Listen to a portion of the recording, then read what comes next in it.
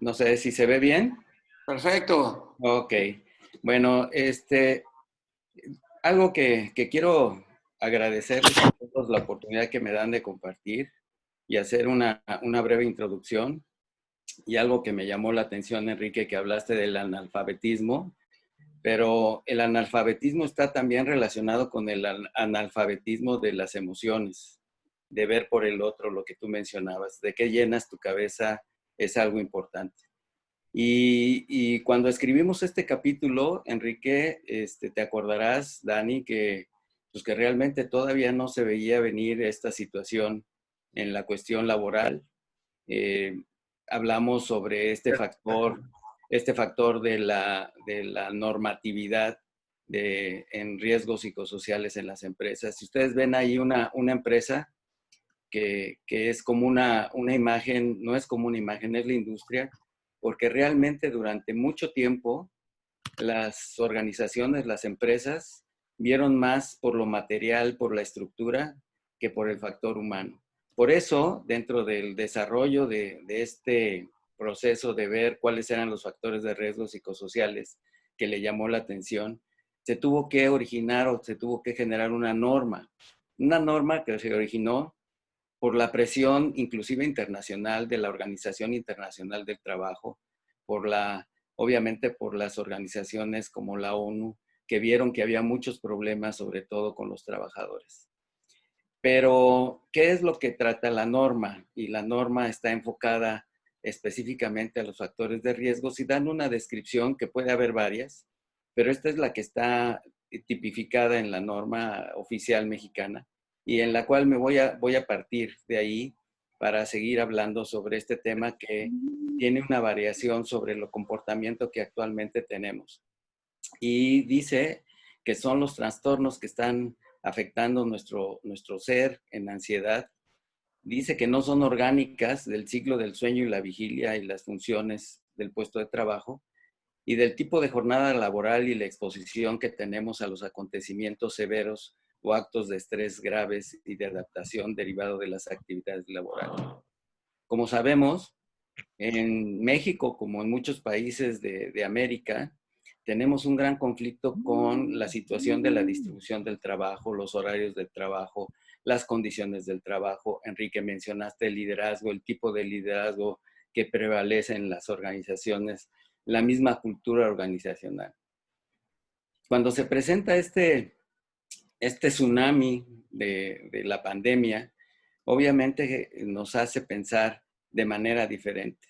¿Por qué? ¿Por qué nos hace pensar de manera diferente? Porque tenemos que encontrar que los factores de intervención que teníamos en este supuesto de la norma es que en realidad se le tiene que agregar otro factor trascendente. Ustedes ven aquí una lista de 6 factores que está relacionado con lo que mencionaba antes, las cantidades de trabajo, las exigencias contradictorias, la falta de claridad en las funciones, la falta de participación en la toma de decisiones de los colaboradores en lo que hacen y la influencia que tienen en el modo de llevar a cabo el trabajo, la gestión deficiente en los cambios de la organización, que muchas veces son súbitos y sin aviso, sin comunicación efectiva, una comunicación ineficaz, falta de apoyo por parte de la empresa hacia el desempeño de las actividades. Y obviamente no dejamos de pensar que existe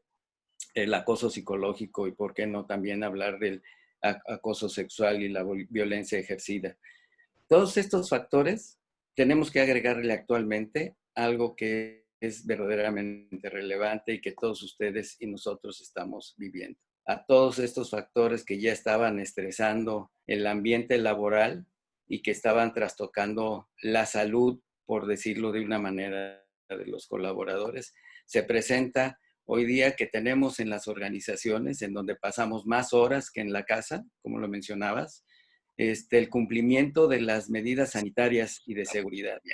Y voy a hacer una pausa aquí para definir lo que la Organización Mundial de la Salud da como definición de un estado de salud que se refiere al bienestar físico, mental y social no solamente la ausencia de enfermedades. Entonces, es un fenómeno que también está relacionado con los procesos biológicos de las personas. Cuando los trabajadores o los colaboradores o nosotros mismos entramos en estrés, el organismo secreta hormonas que nos preparan para la lucha, para el estado de alerta, que genera a su vez el cortisol, que está en las glándulas suprarrenales, y obviamente la adrenalina nos pone en tensión, ahí viene el jefe, no sé qué hacer, no sé cómo me van a cambiar de horario. Esto es en la normalidad que vivíamos antes, si se puede llamar así, y eso ponía en estrés a las personas. Este estrés biológicamente hace que las personas caigamos en una descarga súbita de insulina porque estamos demandando mayor cantidad de glucosa. Y entonces ahí vienen los procesos de que ustedes saben que en los trabajadores mexicanos y en México, tanto la población en general, tenemos número 1 en obesidad y también, desgraciadamente, en niños. Entonces, obviamente, en México tenemos una cantidad de riesgos que nos llevan al estrés. Este estrés que estamos viviendo tiene 4 áreas en donde afecta, que es la fisiológica, que ya mencionaba algo sobre los sistemas en el cambio neuroendocrino, la parte de emocionalidad, en sentimientos de ansiedad, depresión, apatía. Hoy día estamos viviendo, y por lo que yo comparto con mis compañeros en el área de los hospitales, un miedo y una situación inclusive hasta de pánico, inclusive de andar en la calle, porque a veces son agredidos en las vías públicas o en transporte, por lo menos es lo que ha estado sucediendo aquí en México. Este estrés también nos lleva a problemas de tipo de cognición y tenemos deficiencias en la percepción, en la habilidad, en nuestra creatividad para tomar decisiones. Y obviamente, por consecuencia, trae alteraciones en abuso de alcohol, tabaco, drogas, violencia y toma de riesgos innecesarios. Por eso es que la norma tenía que ser, porque todo esto estaba sucediendo, voy a decirlo así, los patrones, no todos los casos, afortunadamente, no mirábamos a la empresa o no vemos a la empresa como la gente que vive y que está con nosotros y que es la que hace que trasciendan las cosas en la empresa, porque puedes comprar equipo, puedes comprar instrumental, puedes comprar maquinaria, puedes poner paredes, pero lo que hace que realmente las organizaciones se muevan y las condiciones en que trabajan son verdaderamente de reto y lamentablemente con muchas carencias. Déjenme decirles que voy a citar el proceso o el método de la riqueza, ¿no? Voy a girar, vamos a decirlo así, en el sentido de lo que nosotros podemos utilizar. Creo que lo más importante y que estamos en el punto donde empezó esto, desde el vacío, donde nosotros no entendimos qué era lo que necesitábamos hacer por los colaboradores. Por ejemplo, voy a citar lo que yo tengo con mucho mayor cercanía, los vestidores de los colaboradores en el área de la salud muchas veces no son suficientes, por eso los colaboradores tienen que llegar con su ropa de trabajo desde su casa, cuando deberían de llegar al hospital, cambiarse de su ropa de civil, por llamarlo así, y cambiar el uniforme, pero a veces no tienen las condiciones. Y esto sucede en muchos otros lugares donde no hay regaderas suficientes, el comedor no está bien, el equipo de trabajo no es suficiente. Por lo tanto, todo esto que estresó o que ha estresado a los trabajadores durante muchos años y que era de donde partía la generación de la norma, tenemos que agregarle algunos otros aspectos como las situaciones de la misión de la empresa. La misión de la empresa a veces va más dirigida a generar dinero específicamente, y que es uno de los objetivos, pero hay que ver dentro de la organización otra misión o otras misiones que van dirigidas hacia inclusive a los colaboradores. La cultura, el tipo de cultura organizacional. Y estamos en un proceso actualmente de una pandemia que nos genera un fenómeno VICA, ¿no? Que es de vulnerabilidad, de incertidumbre, estamos en una situación de conflicto permanente y de ahí partimos y en ese sentido tendríamos que encontrar el propósito de lo que nosotros queremos hacer o necesitamos hacer para que las cosas funcionen. Y obviamente el proceso nos lleva a tener, como mencionaba, un propósito que es que la empresa tenga que construir un mundo mejor por medio de enriquecer la vida, a la vez que se enriquece por la circunstancia. Esta pandemia nos ha puesto de cabeza no tan solo a las empresas, sino a la sociedad en general. Creo que nosotros hoy día tenemos la gran oportunidad de dar o hacer el nuevo conocimiento. Tenemos que generar que dentro de esa caja que nosotros tenemos, nuevas oportunidades, salirnos de esa caja, ver cuál es nuestro entorno. Yo creo que lo más relevante en el sentido es que tengamos un propósito como organización de buscar los factores de bienestar emocional, del contenido de trabajo y el contexto del trabajo. Las condiciones de trabajo han cambiado y quiero citar aquí algo que me viene a la memoria de un texto que leí sobre las carpas koi que se cultivan en Japón y que se les da el tamaño, se les da o da el crecimiento por el tamaño o la dimensión donde están en los estanques. ¿Qué tan grande va a crecer este pez? Pues va a crecer tanto cuanto tengamos espacio y crecimiento para él. Nosotros tenemos que generar el crecimiento dentro de nuestras organizaciones, ver mucho más allá del simple sentido de la productividad, porque creo que lo más valioso dentro de las organizaciones es el ser humano que genera y da, por supuesto, los resultados importantes en todo lo que hacemos. Las empresas de hoy en día viven en zozobra, incertidumbre, conflicto y emociones.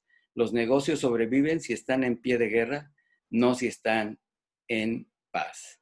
Yo creo que hoy día estamos en pie de guerra y necesitamos hacer que todo lo que nosotros generamos tenga una visión, un conocimiento de lo que el líder experto y además la parte de lo que nosotros vemos como visión de futuro. Esta visión de futuro está relacionada específicamente con los factores propios de la actividad, de los nuevos factores. Hoy día tenemos que ver cuáles son los que han cambiado las condiciones, como mencionaba, las condiciones específicas de las áreas de trabajo, los horarios. Hoy día para ir a un comedor en un lugar de una empresa, pues tienen que dividirse los horarios para que no se aglomere la gente. Inclusive hay algunas empresas que están llevándole los alimentos al lugar de trabajo para que no se desplacen, están haciendo distribuciones, están generando nuevas funciones, nuevos horarios, nuevas distribuciones. ¿Qué decimos de las academias, de las escuelas, de los colegios, que hoy día están generando vamos a decir, el trabajo en casa, la parte fundamental de la enseñanza, en donde hay condiciones totalmente diferentes? Indudablemente todo esto debemos de reflexionarlo y darle el sentido en el que nosotros debemos estar conscientes de que la visión que tenemos como empresa y como personas debe de ser totalmente diferente. Enrique mencionaba hace unos días que nada va a ser igual y efectivamente, nada va a ser igual, todo va a tener un cambio, vamos a tener que construir cosas nuevas con una visión diferente. Y cito aquí a Gott, donde dice que lo más importante en este mundo no es saber a dónde estás, sino a dónde vas. Creo que una de las cosas fundamentales de nosotros es tener una visión clara para darle ese sentido de alquimia, ese sentido de cambio en donde tengamos unos líderes innovadores que generen confianza, que generen respeto, que generen equidad, solidaridad y que trabajemos mucho sobre la resiliencia.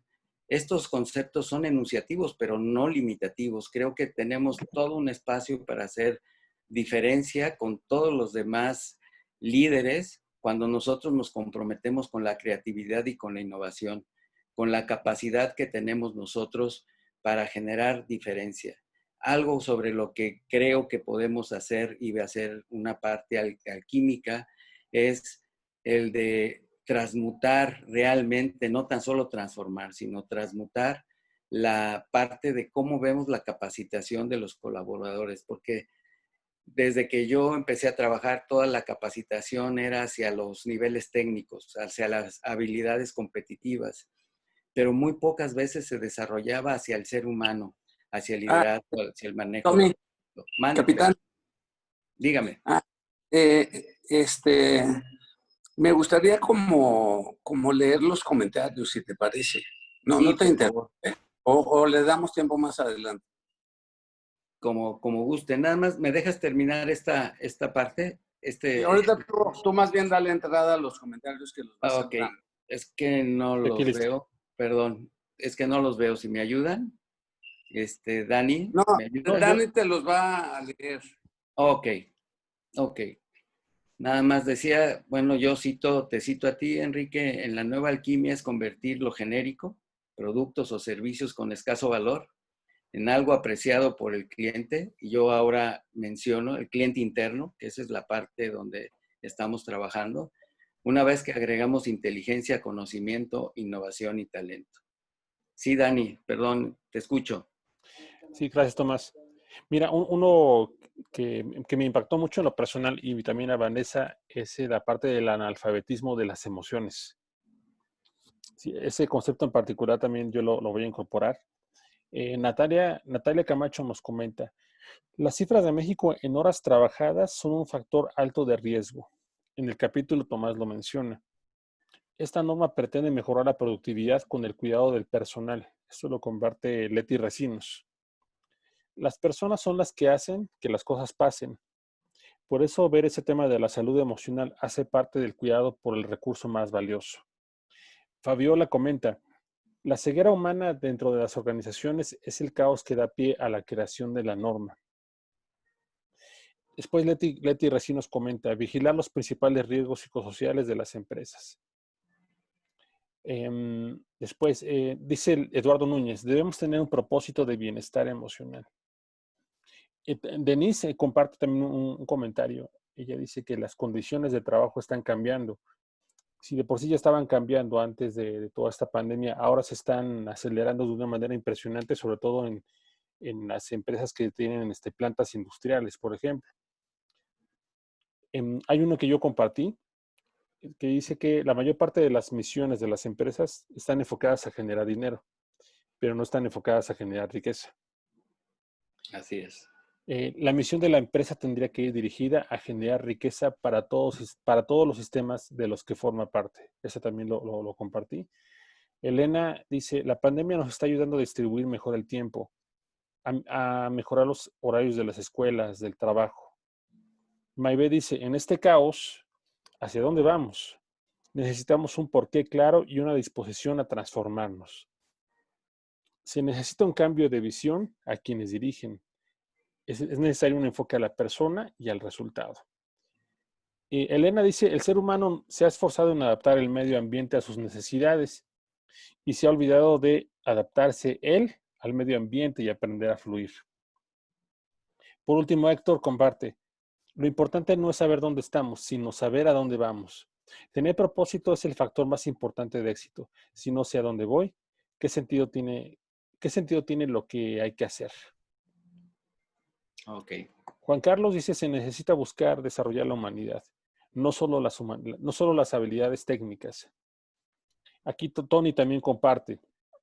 Las empresas necesitan especialistas en la implementación de las normas que han surgido recientemente. Estas llegaron para quedarse. Te leo un par de comentarios más, Maide. Co-crear con el ser y menos con el tener y el hacer. Excelente. Esta es una pregunta de Jessica. Pregunta, para este año y con la pandemia, ¿en qué factores va a cambiar la norma 035? Es una buena pregunta. Sí, voy a tocar un poquito el tema más adelante. Ok, Si y me por permite. último, Leti recién nos comparte que para la volatilidad se requiere visión de futuro. Sí. Sí, hasta ahí, Tomás. Bueno, muchas gracias por toda su participación. Yo creo que en el área de la emoción, en donde estamos, yo creo que es parte medular de este concepto. Si ustedes leen ahí, los mejores lugares para trabajar en México por su buen ambiente laboral, caracterizado por credibilidad, respeto, imparcialidad, orgullo y compañerismo. Este concepto yo creo que se va a tener que cambiar. Este es un concepto de la empresa Work to Place, el mejor lugar para trabajar. No recuerdo bien el nombre, pero pues tiene que cambiar totalmente. Tenemos que enfocarnos a generar líderes o ser líderes co-creadores de emocionalidad, líderes conectados con las conductas y la salud, y formar indudablemente comités de bienestar y salud dentro de las organizaciones. Déjenme comentarles algo. Hace unos días estuve platicando con la esposa del director de recursos humanos de una empresa que se dedica a la maquinaria, que está aquí en Guadalajara, y me decía que el dueño de la empresa, claro, cada empresa tiene sus condiciones diferentes, pero en este caso el dueño de la empresa a sus trabajadores les sostuvo el sueldo sin rebajárselos, y a la gente que estaba por comisión, que es el caso de los vendedores, hizo una estrategia en donde les compensaba lo que habían vendido del año anterior a este año en equivalencia, de tal manera que no ganaran lo que no estaban facturando en este tiempo. Me decía ella que con sorpresa se habían dado cuenta que esa actitud del dueño hizo que la recesión que estaban teniendo se fuera revirtiendo por la actitud y el compromiso de la gente, porque había valorado desde el punto de vista que una persona, sin tomar en cuenta las cuestiones económicas, que había reaccionado más pensando en las personas desde la emocionalidad, había cambiado. Agregarle valor a la empresa para hacer y que desarrolle y retenga los talentos. Creo que es una parte fundamental que nos hace sentir diferentes cuando estamos trabajando. Cuando te saludan, cuando te dan la mano, cuando te dicen tu nombre, cuando van a las diferentes áreas, creo que son puntos muy importantes en donde nosotros podemos desarrollar un vínculo de trabajo con toda la camiseta puesta, por llamarlo de algo. Y en el líder sistémico, en donde co-creamos riqueza, creo que lo más importante es ir más allá de la norma. Lo que ahorita preguntaban, ¿qué tenemos que hacer para ir más allá de la norma? Porque realmente estamos abatidos por lo que está sucediendo. Pongo aquí dos documentos que ustedes pueden buscar o pueden encontrar, y si gustan de manera privada se los puedo mandar, que son dos documentos que son valiosos, que se pueden implementar dentro de los centros de trabajo relacionados con la seguridad y la higiene dentro de las áreas de trabajo, obviamente, cuidando lo que hoy día nos está teniendo con tanto estrés, y que es implementar medidas sanitarias y de seguridad, trabajar en el balance emocional de todos nosotros.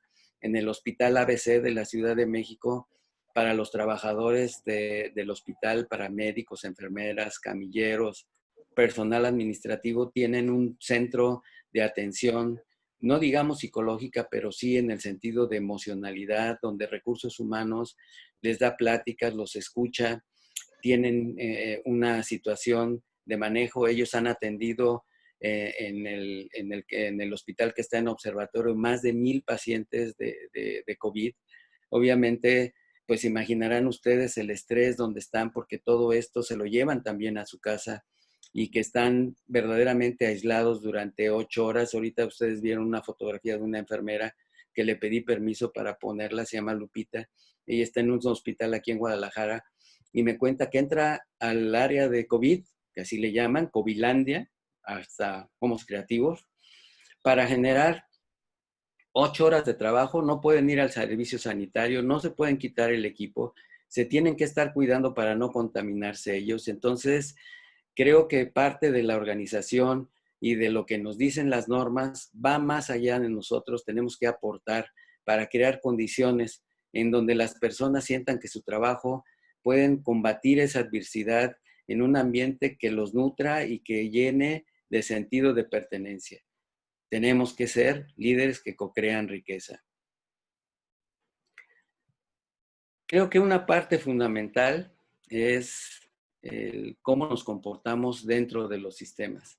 Pongo aquí 2 ejemplos. Acuérdense, recuerden que se habló de 7 primeros ministros o primeras ministras o líderes de naciones que tomaron y abordaron el tema del COVID de una manera frontal, transparente, con decisiones de hacer conductas diferentes, que le dieron a sus naciones una pauta de disminuir sobre todo los factores de riesgo, pero que le dieron certeza a la organización para generar sistemas que le pudieran permitir acciones que fueran concluyentes en acciones, en cosas reales.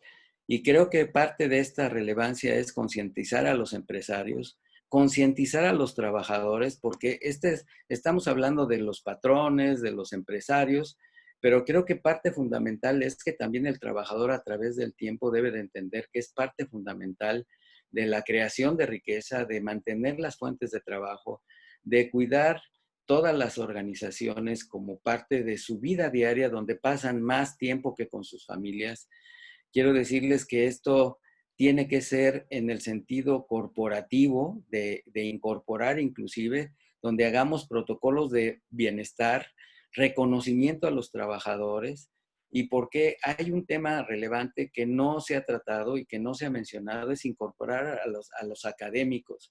Creo que las instituciones educativas que tienen áreas inclusive de investigación pueden ayudar mucho a que nosotros como personas dentro de las empresas tengamos que ayudarnos a generar una manera diferente de generar riqueza, de generar bienestar para todos nosotros. Porque el bienestar de los colaboradores es el bienestar de nosotros como líderes o como empresarios o como accionistas de una organización.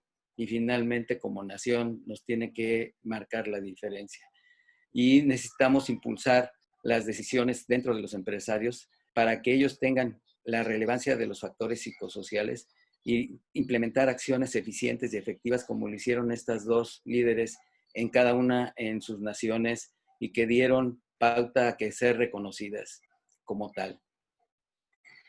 Tenemos que generar esta riqueza. Yo mencionaba al principio que hay un vacío en la misión de la empresa y ese vacío es hacia los trabajadores.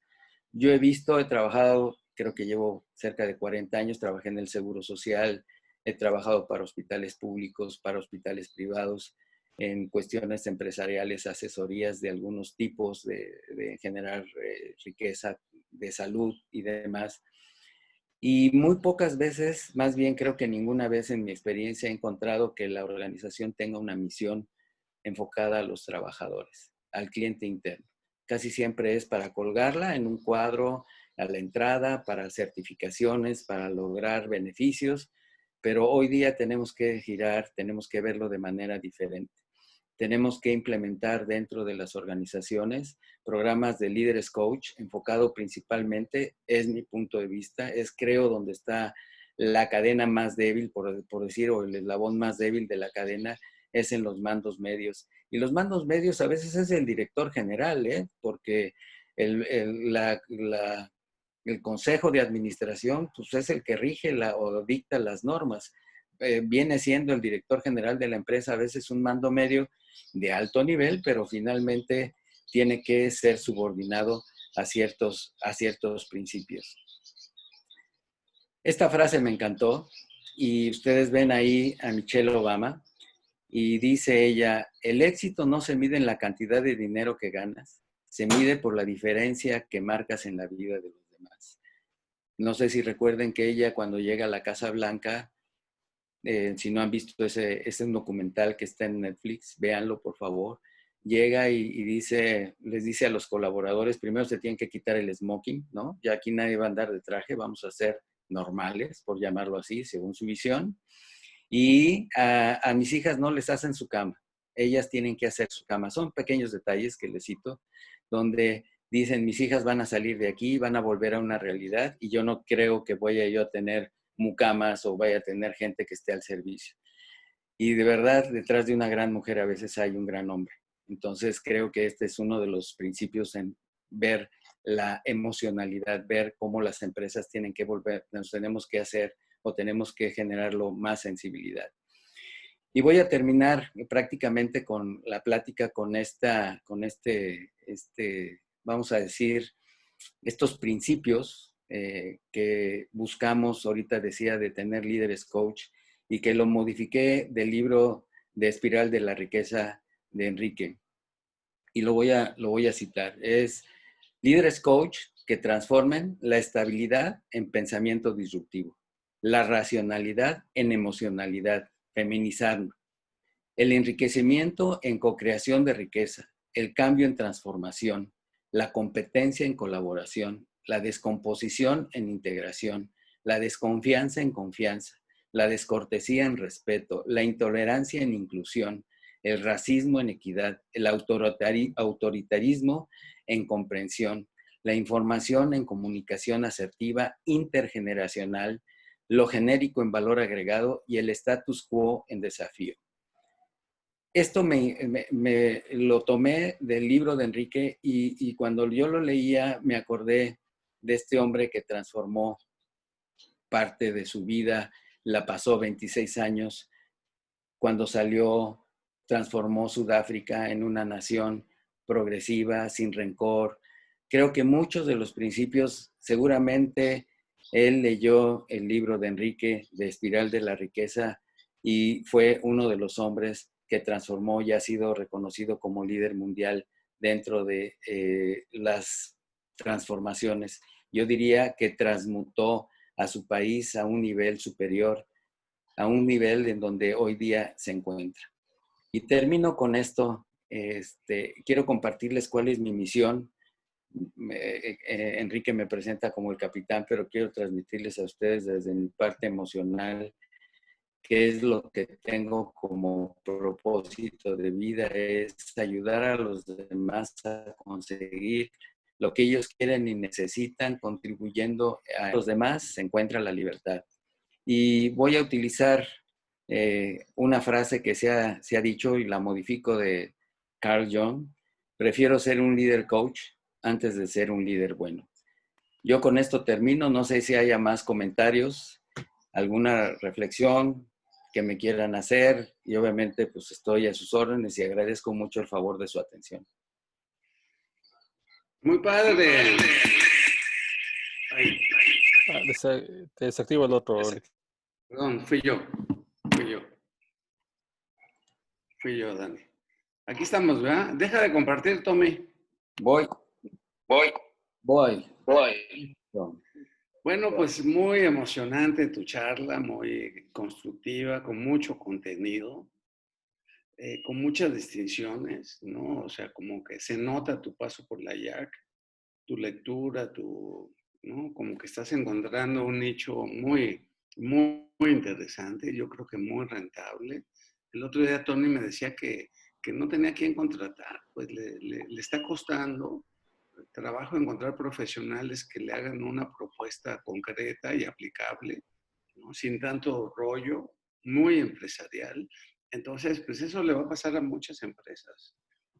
Hicieron una pregunta por ahí que en qué cambiaba la norma con la cuarentena. Entonces yo creo que sí algo están cambiando. ¿Lo contestaste? No. No, hay conceptos, déjenme decirles que se está hablando sobre las cuestiones de espacio, de tiempos, de jornadas de trabajo, de reasignaciones de responsabilidades, pero sobre todo están enfocándose a cuestiones de higiene en cuanto a las partes de cuando tú accesas a la empresa, cómo tienes que conducirte, cómo tienes que hacer que tu espacio quede higienizado, porque la palabra sanitizado, pues no, realmente creo que no es un concepto válido, más bien con higiene. Tenemos que purificar el ambiente y se está pidiendo que haya comités en donde participen trabajadores y empresarios y líderes para que generen nuevas formas. Claro. Yo, Algo... lo que vi es que es o sea, la norma se implementa gradualmente y empiezas con algunas cosas básicas. Y yo lo que he hablado con directores de recursos es que se están adelantando a lo legal, pues, a lo obligatorio, ¿no? O sea, no podemos esperar a que en la Secretaría del Trabajo, que debe tener mucho trabajo, valga la redundancia, pues terminen bueno, no sé si es de ellos, pero bueno, como que no nos podemos esperar a que la parte legal llegue, los procedimientos. Más bien tenemos que voltear a ver a la empresa para ver qué necesita en términos de higiene, de seguridad, ¿no? La seguridad también es un tema que tiene que ver con factores de riesgo, con que no, yo creo que a mí lo que más me ha gustado, por ejemplo, la propuesta de Luis Zuleta de EVOL, ¿no? Que es una red que es permanente en donde puedes hablar las 24 horas y hay una persona que te toma la llamada del otro lado. Entonces creo que esas cosas ayudan mucho a las empresas que no sabemos los dramas que viven, ¿no? Y no, a veces o sea, cada familia pues es una historia que si no tienen con quién desahogarlo, pues puede traer malas consecuencias. Violencia doméstica, en fin, temas que no son laborales, pero que sí te afectan como empresa, porque es sistémico, ¿no? Sí, realmente tenemos mucho que aprender. Yo voy a mencionarles el ejemplo que platiqué con la gente del Hospital ABC, infectólogos y terapia intensiva. Pues hay muchas preguntas. Y ellos dicen, la verdad, estamos aprendiendo, Claro. estamos conociendo, o sea, ni siquiera sabemos el comportamiento de los virus, porque los virus tienen una capacidad de cambiar, de adaptarse. Y Claro. luego depende del enfermo, del paciente, vamos a llamarlo así, las condiciones. Entonces, lo que en un lugar, Toluca, vamos a decir, ciudad, se comporta de una manera en Tamaulipas o en la ciudad de Guadalajara es diferente. Entonces, lo que puede ser es que tengamos medidas generales, pero sobre todo, Enrique lo mencionabas, es involucrarse, es participar. Yo antes de terminar, yo sé que van a seguir, pero quisiera leer un documento que hice de lo que me ha servido a mí el libro disruptivo. De verdad, quisiera que me dieran un poquito de tiempo cuando acaben los comentarios. 2 minutos. Bueno, ahorita, ¿por qué no lo lees? Porque estoy a punto de cerrar la Ok. sesión en Facebook. Y a lo mejor sí me gustaría que esto quedara plasmado, Tomás. Sí, déjenme compartirles esto, lo escribí desde la piel y del corazón. Y se lo cuento a un amigo que me preguntó para qué me había servido el libro y que por qué había escrito. Le contesté, déjame decírtelo en una carta. Y le digo, ¿sabes qué, mi querido amigo? Que así comenzó nuestro viaje, que todo estaba ahí. Una gran zona de vacío, reflexionando y tratando de entender que nuestro propósito, todo parecía estar bien, pero estábamos en un gran circo de 3 pistas. Tenemos que hacer conciencia de que hoy más que nunca necesitamos entender este gran momento, verlo con una especial agudeza empresarial. Sí, pero solo sí vemos que sea disruptivo y que a la vez seamos capaces de entender que nuestra nueva visión debe de estar centrada en la importancia de tener una buena agilidad mental y agilidad para gestionar en el entorno disruptivo. Sí, mi querido amigo, tener la capacidad de la nueva alquimia y de co-crear, generar riqueza aún en una situación de disminución o de pobreza, buscando siempre el equilibrio disruptivo, que incluya las emociones y con uno de los más grandes argumentos del alquimista, la feminización, la humanización de las organizaciones, con la visión de una mujer plena que sabe y que conoce que todos cabe en un jarrito, con la voluntad y la pasión desde los mismos ovarios, pero con mucho coco, y así crear nuestras nuevas historias caracterizadas por una voluntad espartana. Estoy seguro que debe de ser a través de la conciencia, en donde la inclusión y la diversidad sean un tema disruptivo. Si es necesario, tenemos que hackear nuestra mente para crear un mejor sistema que desde el interior de las organizaciones dé un sentido humano a través de la tecnología y, ¿por qué no?, hasta con drones, si es necesario, pero sobre todo con una gran inteligencia emocional. Debemos hacer una gran transformación reflexiva y de acción. No se puede dejar fuera ningún factor, inclusive valorar la posibilidad de tomar como fortaleza la improvisación disruptiva, que entre otros objetivos tenga la expansión de la riqueza desde diferentes puntos de vista generacional, incluyendo la mirada de los famosos millennials. Pienso que en las empresas se requieren acciones enfocadas a los directores, pero principalmente a los mandos medios, a los supervisores y jefes de área, ya que ellos son quienes son el pivote, porque a ellos les corresponde planificar, ejecutar y controlar sus equipos, disminuyendo o en su caso atendiendo los factores de riesgo psicosocial que presentan en las empresas. Son los responsables de conducir la estrategia, asumir los objetivos y conseguir que los equipos lleven a cabo una actuación orientada hacia sus metas. Estoy seguro que las organizaciones se enriquecerán co-creando una misión hacia las personas. Sí, estos trabajadores están en un momento para crear y generar la diferencia ante un nuevo modelo de relación jerárquica donde la inclusión, la resiliencia y la empatía sean los valores fundamentales.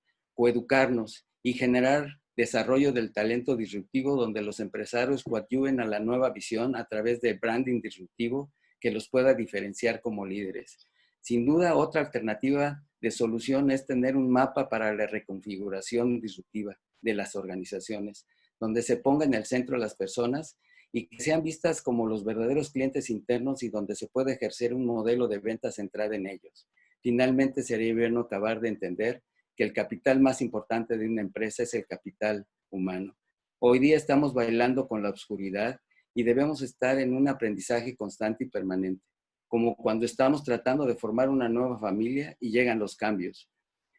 Yo me acuerdo que cuando fui papá y no llegó mi hijo con el manual, viví un momento altamente disruptivo, me sentí y lo compartía con mi esposa como padres disruptivos y actuamos desde fuera de la caja.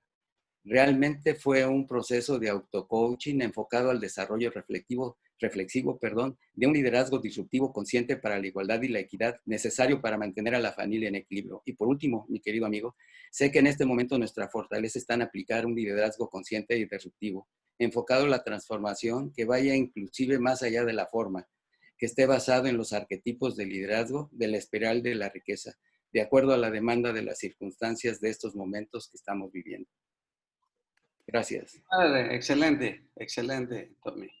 Bueno, yo creo que van a haber muchos comentarios. Lo dejamos a viva voz, que te hagan las preguntas directo, Dani. No sé si estás de acuerdo. Sí, adelante. Aquí tengo a Bernardino. Berna, ¿puedes activar tu micrófono? Antes, déjame despedirme de nuestros amigos en Facebook que estamos transmitiendo. Muchas gracias, Tomás, a nombre de pues, todos los que te estamos escuchando. Y vamos a continuar la sesión en vivo, pero termino la sesión en Facebook. Muchas gracias por estar aquí. ¿Listo? Hola, Tomás, muchas gracias. Gracias. Muy emocionante la carta. Oye, te tengo una pregunta. En las modificaciones que se están viendo a la NOM 035, ¿se está contemplando algo sobre el teletrabajo? Porque hay mucha gente que acusa que hoy está trabajando más desde su casa que cuando iba a la oficina. Sí. Entonces, no sé si se esté contemplando algo en este cambio, porque yo veía una estadística el otro día que decía que el 75% de las empresas van a estar haciendo teletrabajo.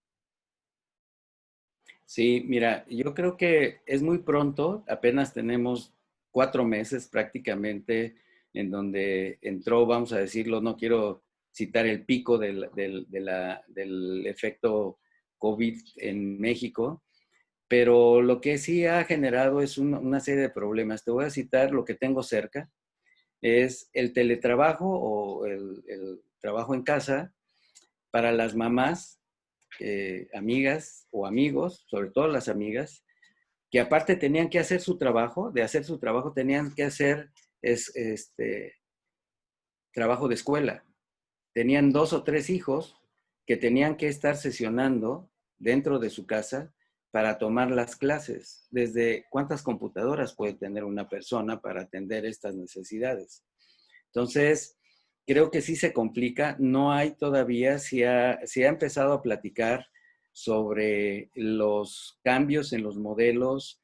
Los directores de recursos humanos inclusive están convocando de Coparmex y otras organizaciones a generar reuniones para empezar a trabajar sobre el modelo de trabajo en casa, del home office, porque esto va a tener un concepto totalmente diferente. ¿Quién visualiza a esa persona? Ya hay métodos de control, si de a qué horas te conectas y que tienes que estar en pantalla y que...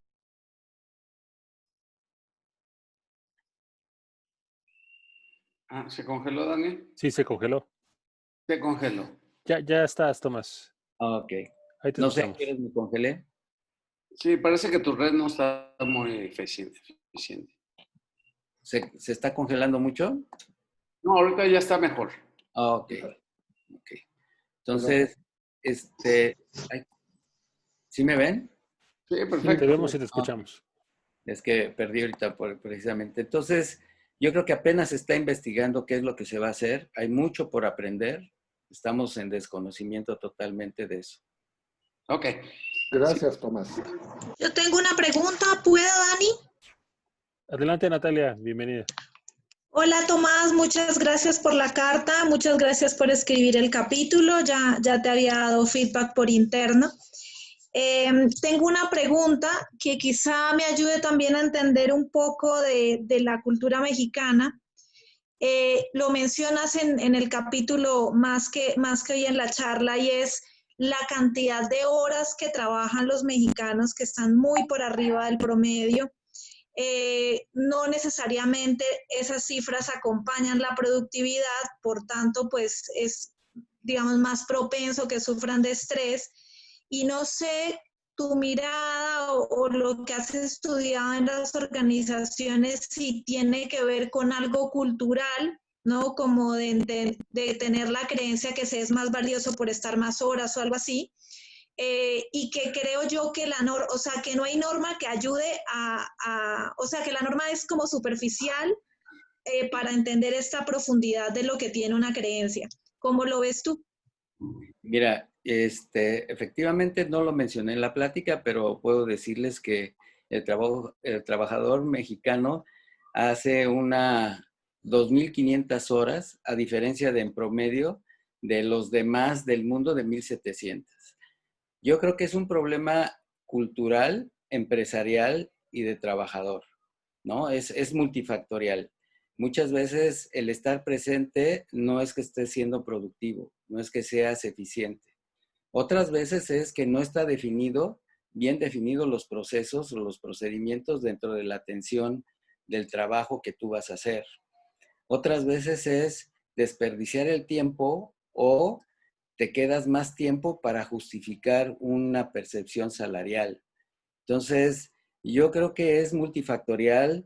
Hay que entender que es un problema cultural el de mientras más vean que estoy, el cumplo y miento, decimos aquí en México, digo que cumplo, pero a la vez miento por esa situación. No sé, desconozco a nivel mundial cuáles sean los estándares en jornadas de trabajo, pero en México sí estamos teniendo ese problema de mayor cantidad, pero con poca productividad.